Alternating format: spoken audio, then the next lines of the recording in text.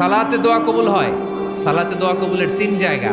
একটা হচ্ছে তাকবীরে তাহরিমার পরে আমরা সানা পড়ি না, আমরা তো একটা পড়ি।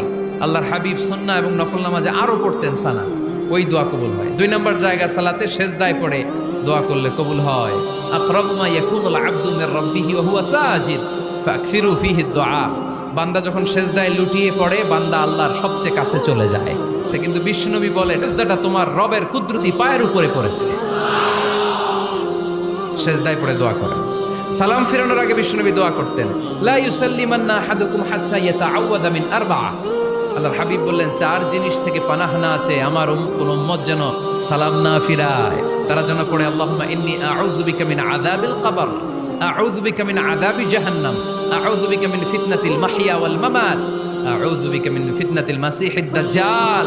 আল্লাহ কবরের আযাব থেকে বাঁচাও, আল্লাহ জাহান্নামের আগুন থেকে বাঁচাও, আল্লাহ জীবন